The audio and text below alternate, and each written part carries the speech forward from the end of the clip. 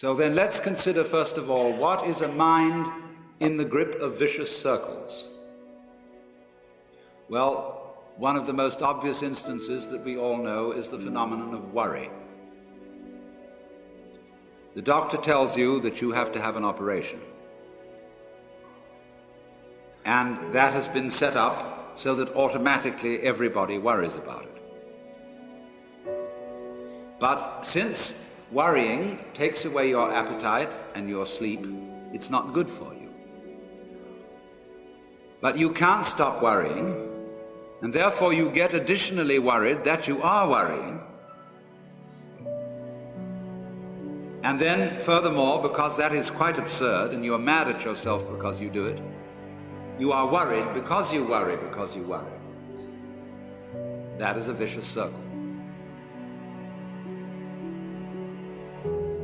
So now, can you allow your mind to be quiet?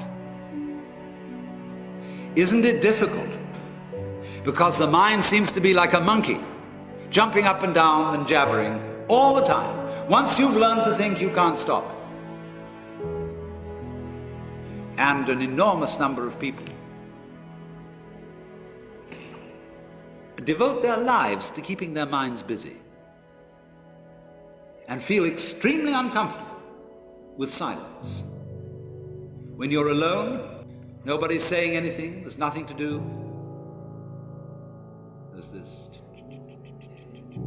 worry, this lack of distraction. I'm left alone with myself, and I want to get away from myself. I'm always wanting to get away from myself. That's why I go to the movies, that's why I read mystery stories, that's why I go after girls, or anything that you do, or get drunk, or whatever. I don't want to be with myself. I feel queer. So, well, why do you want to run away from yourself? What's so bad about it? Why do you want to forget this? Why do you want to become yourself?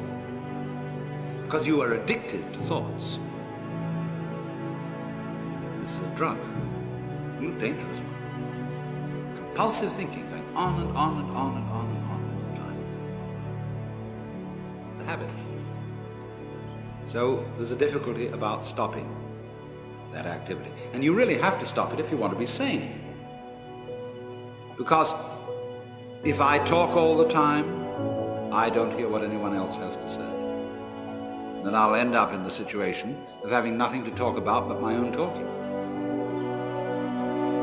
Or so in exactly the same way, if I think all the time, I won't have anything to think about except thoughts.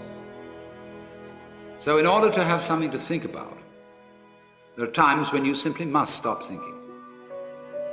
Well, how do you do that?